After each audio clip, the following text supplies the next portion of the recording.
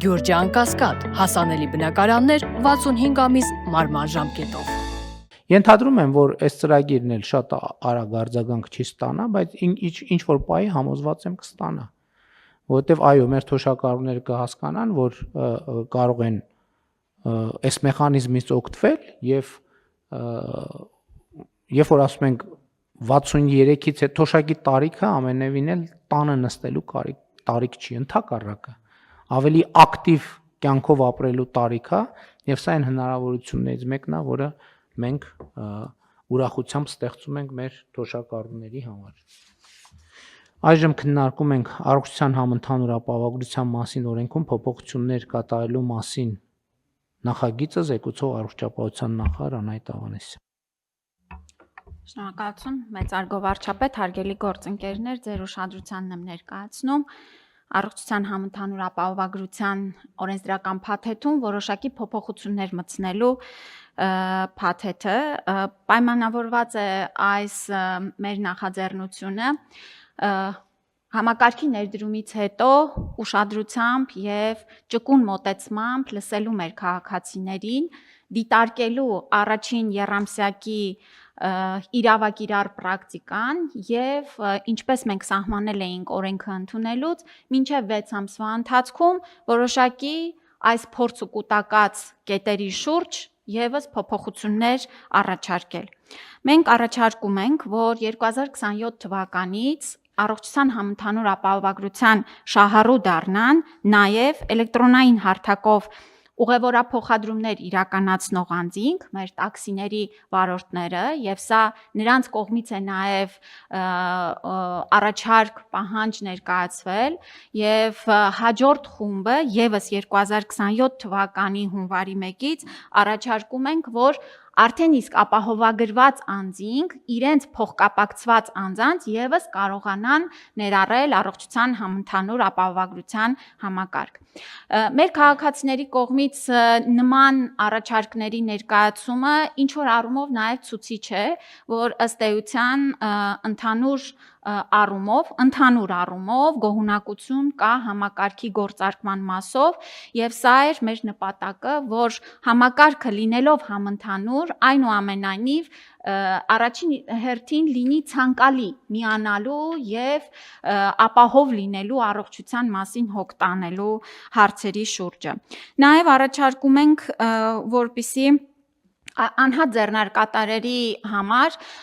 առողջության համընդհանուր ապահովագրության ապահովագրավճար վճարելու ժամկետը ապրիլի 20-ից տեղափոխենք հուլիսի 20-ը եւ եւս որոշակի ժամանակ ընձեռենք մեր սիրելի քաղաքացիներին իրականացնելու վճարները։ Մենք նաեւ պարոն վարչապետ ձեր հանձնարարությամբ աշխատում ենք մեր գործընկերների հետ տեխնիկական հնարավորությունների մասով լուծումներ գտնելու եւ ազգային ժողովում օրենքի քննարկման շրջանակներում արդեն կկարողանանք վերջնական հանգուցալուծման գալ, արդյոք կարող ենք մինչև հունվարի 1-ը գործարկել ամեն ամսվա վճարման մեխանիզմը։ Այստեղ ուզում եմ նշել, որ մեր մոտեցումը ցանկությունն է, որ այս ձևաչափով լինի վճարումները, ուղղակի ունենք տեխնիկական համալրվածության ապահովման հարց։ Պարոն վարչապետ, խնդրում ենք նաև նախագիծը դիտարկել անհետաձգելի եւ մինչև ստորագրելը որոշակի խմբագրական եւս փոփոխությունների հնարավորություն տալ։ Շնորհակալ եմ Տիկին Ավանեսյան, նախ ես ինչքան հասկացա, տեսեք, անհատ ձեռնարկատերերի եռամսյակային վճարման մեխանիզմի հետ կապված այդ ոչ թե մենք տենց հատուկ որոշել ենք, այլ ինչքան հասկացա, իրանք հարկային հաշվետվությունների եւ այլնի համակարգում ինչ որ բան կա, որ եռամսյակային տրամաբանությամբ է գործում։ Հա, զինապահ հիմնադրամին այդպես են վճարել, եռամսյակային տրամաբանությամբ տարեկան են վճարել, հա, այսինքն իրանց մոտ ամենամսյա տրամաբանությունը չի եղել սովորական, տենց իներցիայով ուղղակի, քանի որ ազդակ չի եղել, որ դա խնդրեմ է, այն գլխից պլանավորելիս մենք այդտեղ բան չենք փոխել։ Հիմա ազդակը ստացել ենք, այդ քանի որ իրան պետքա ծրագրային մոդուլը ապահովի, հնարավոր չի ինքը ուղղակի որոշման բանել։ Եթե որոշմամբ հնարավոր ելներ կանեինք, հիմա երկարաձգում ենք ժամկետը վճարման համար անհրաժեշտ, որպեսզի իրանք եռամսյակին պետք է վճարեին տարվա համար, թե եռամսյակի համար։ իրենք պետք է տարեկան 1 անգամ վճարում իրականացնեին ամբողջ տարվա համար։ Հա, հասկացա, քանի որ Զինապահ հիմնադրամին իրանք տարեկան վճարում էին մի անգամ, եւ մենք այստեղ էլ Զինապահ հիմնադրամի հետ ինչ որ գումարներ վերահասցեագրեցինք առողջության ապահովագրությանը, դրա համար այդ մոդուլի հետ կապված, որ նախկինում հարց չի եղել բարձրացված, թե ինչի է տարեկան եւ ոչ թե ամսական, տենց իներցիայով ուղղակի եկել է։ Հիմա քանի որ ազդակա մարդիկ բողոքում են, նաեւ առաջարկում են, որ ամենամսյա դառնա վճարումը, հիմա մենք առաջին փուլով այդ տարեկան վճարման ժամկետը երկարացնում ենք մինչեւ հուլիսի 1-ը, որ հունիսի 20-ը գործող կարգավորմամբ մինչեւ երբ էր։ Ապրիլի 20-ը։ Ահա, երկարացնում ենք, բայց այդ ընթացքում մենք կաշխատենք մոդուլները ծրագրային փոխել այնպես, որ ամենամսյա սովորական վճարումների ռեժիմ կա։ Էլի ուզում եմ ասել, որ մենք ստեղ ուղղակի այդ տրամաբանությունը շարունակել ենք նախկինում եկածից, որովհետև ազդակ չի եղել, որ ամենամյա վճարումները այս առումով պրոբլեմատիկ են։ Իհարկե երևի թվերը փոխվել են որոշակիորեն մեծացել է, բայց նկատի ունեմ ի սկզբանե չենք պլանավորել, որովհետև եղել է համակարգ, որի հետ կապված ազդակ չի եղել, եւ հաջորդը տաքսու վարորդները մեր հարգելի, ովքեր իրենք ցանկություն էին հայտնել, որ իրենք մասնակցեն, ելի ամենամսյա վճարումներով պետք է լինի, մենք այդ հնարավորությունը ստեղծում ենք 2027 թվականի հունվարի 1-ից։ Եվ ստեղ ես ձեզ հետ համաձայն եմ, որ երբ որ ճիշտն ասած իհարկե որ տենց բողոքի ռեժիմում է տեղի ունենում, parza դա այլ ժանր է, բայց երբ որ մեկ էլ լսում ես, որ բողոքում են տաքսու վարորդները, ինչի՞ց են բողոքում տաքսու վարորդները, ասում են մեզ է ներգրավեք առողջության ապահովագրության համակարգ։ Սրանից ավելի լավ գնահատական կարծում եմ գոյություն չունի։ Եվ ես հարգելի գործընկերներ, ուզում եմ ձեզ ուղիղ ասել, իհարկե,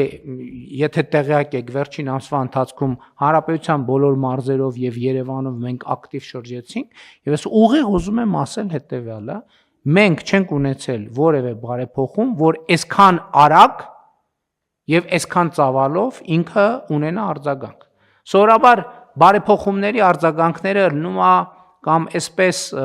ոնց ասեմ,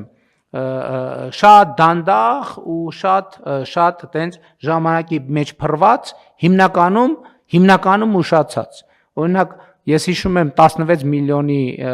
սահմանամերձ գյուղերի տների ծրագրերը,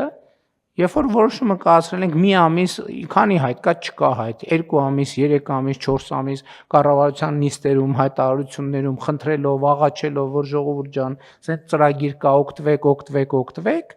մեկ էլ հենց եկավ ժամանակը անցավ, այսինքն նախապես հասցամանված ժամանակը անցավ, մեկ էլ արդեն սկսվեց, որ բա մենք չենք իմացել, բայց առողջության ապահովագրության դեպքում ստեղ իհարկե նրբությունը այլ տեղ է, որովհետև ճանապարհը այո, դպրոցը այո, մանկապարտեզը այո, այդ ամենը շատ կարևոր է, բայց ես հասկանում եմ, որ սա այն բացառիկ դեպքերից է, ինչով է պայմանավորված մարդկանց այսպիսի արձագանքը, որովհետև մենք ստացել ենք մի վիճակ, երբ որ առողջական պրոբլեմ ունեցող մարդու մահճակալի կողքը հարազատի կարգավիճակով նստած է իր պետությունը։ Սա բացառիկ դեպք է, որովհետև ես մարդկանց հետ շփումից էդ եմ հասկանում, տենց տեսարանը մեր մոտ էտա, չէ, այսինքն ենթադրում եմ, որ շատ տեղերում կամ բոլոր տեղերում էտա, որ երբ որ մարդը հիվանդ է, իր կողքը կա մի աթոռ, որին նստած է իրան ամենահարազատ մարդը։ Առողջության ապահովագրության համակարգը այդ աթոռը դրել է կամ երկրորդ աթոռն է դրել առողջական խնդիր ունեցող մարդու կողքին եւ այդ աթոռին նստած է իր պետությունը, Հայաստանի Հանրապետությունը, որը իր կարիքները հոգում է եւ ես այն չի համար եմ ասում, սա շատ բարդ բարեփոխում է, ճիշտ է, գոնե միջև այդ պահը մենք կառավարելի տրամաբանությամբ գնում ենք առաջ, բայց մենք այս բարեփոխումը պետքա փայփայենք ուղղակի։ Մենք այս բարեփոխումը պետքա փայփայենք, շատ ամենօրյա խնամք տանենք բարեփոխման նկատմամբ, որպես ինքը զարգանա,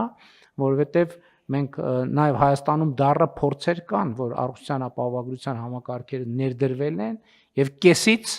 չեղարկվել են, իհարկե այս դեպքում մենք վստահ ենք, որ դա տեղի չի ունենա, բայց նաև կարևոր է, որ մենք այս փուլից սկսած որակի ոչ թե անկում ունենանք, այլ շարունակական բարձրացում ունենանք։